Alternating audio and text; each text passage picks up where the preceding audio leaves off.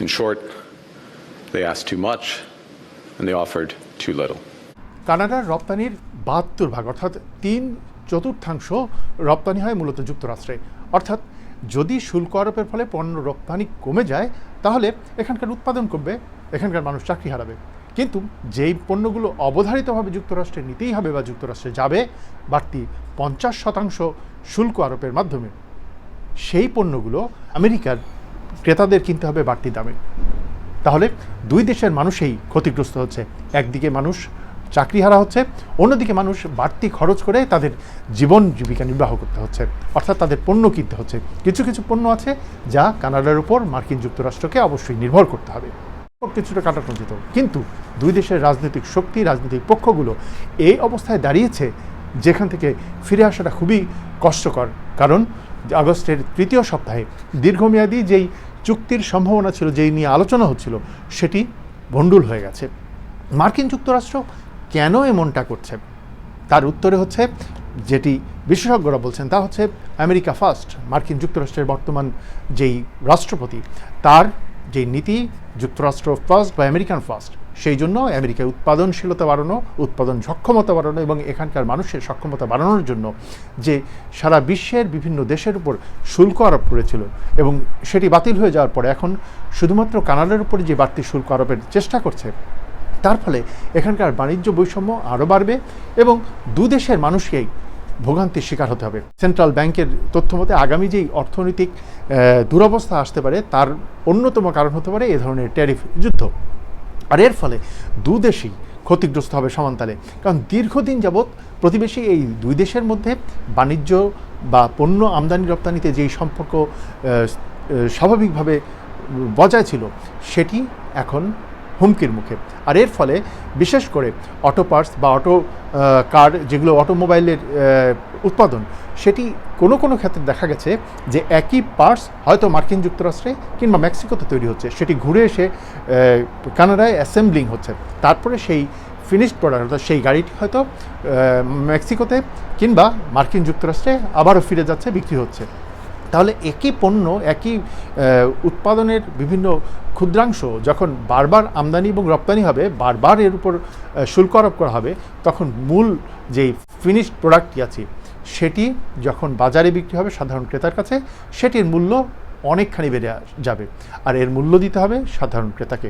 শুধুমাত্র আমি অটোমোবাইল বা এই গাড়ির ক্ষেত্রেই যদি বলি তা নয়, এখানে স্টিল, এখানে টিম্বার বা কাঠের পণ্য, এখানকার সবজি, মার্কিন যুক্তরাষ্ট্রের প্রচুর কৃষি পণ্য আমদানি করা হয় এই কানাডায়।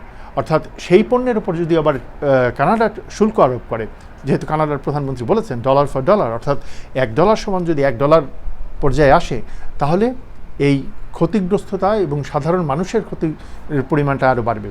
যদিও কানাডিয়ান সরকার থেকে বলা হচ্ছে যদি কোনো শিল্প প্রতিষ্ঠান, ব্যবসা প্রতিষ্ঠান বা ভোক্তা পর্যায়ে ক্ষতিগ্রস্তের পরিমাণ বাড়তে থাকে, তাহলে সরকার হয়তো ভর্তুকি দিয়ে সেটি সামলানোর চেষ্টা করবে। কিন্তু এটি একটি ক্ষণস্থায়ী বিষয়, এটি দীর্ঘস্থায়ী বিষয় হতে পারে না। আর তাই দু দেশের মানুষের মধ্যে এক ধরনের উৎকণ্ঠা কাজ করছে দীর্ঘদিন ধরে।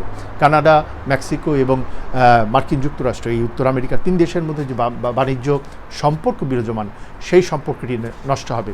আর এই যে ট্যারিফ যুদ্ধ যেটি বলা হচ্ছে, এর ফলে এককভাবে যদি আমরা দুই দেশের কথা বলি, মার্কিন যুক্তরাষ্ট্র এবং কানাডা, তাহলে তারা কীভাবে ক্ষতিগ্রস্ত হবে? যেমন বলছি যে এখানকার উৎপাদনশীলতা অর্থাৎ কানাডার উৎপাদনশীলতা অনেকখানি হ্রাস পাবে, অনেক কলকারখানা হয়তো বন্ধ হয়ে যাবে, মানুষ চাকরিহারা হবে। একইভাবে অর্থনীতির উপর দীর্ঘমেয়াদী যদি এটি চলতে থাকে, এ ধরনের অবস্থা 6 মাস থেকে 1 বছর বা তারও বেশি, তাহলে দীর্ঘমেয়াদী এর মূল্যস্ফীতি বাড়তে পারে, জনদুর্ভোগ বাড়তে পারে। এখানের আবাসন শিল্প একটি বড় খাত, সেই আবাসন শিল্পের কিছু কাঁচামাল মার্কিন যুক্তরাষ্ট্র থেকে আমদানি করা হয়, মার্কিন যুক্তরাষ্ট্রের উপর নির্ভরশীল।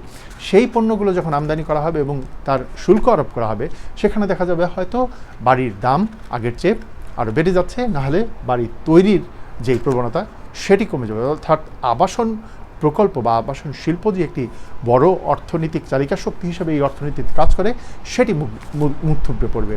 কানাডার যে শঙ্কা করা হচ্ছে কানাডার ডলারের মান পতন হতে পারে, কারণ মার্কিন যুক্তরাষ্ট্রর যেই ডলার সেটি দিয়েই এখনও বিশ্ব বাণিজ্য পরিচালিত হয়, যদিও চীন বা রাশিয়া তাদের অর্থনীতি বা মধ্যপ্রাচ্যের দেশগুলো তাদের অর্থনীতি, বিশেষ করে ইরান যুদ্ধের ফলে যেই অর্থ ব্যবস্থার একটি পরিবর্তনের আভাস পাওয়া গেছে, সেই ধরনের আভাসের বাইরে এসেও কানাডার যেই মুদ্রা, সেই মুদ্রার মান কমে যেতে পারে।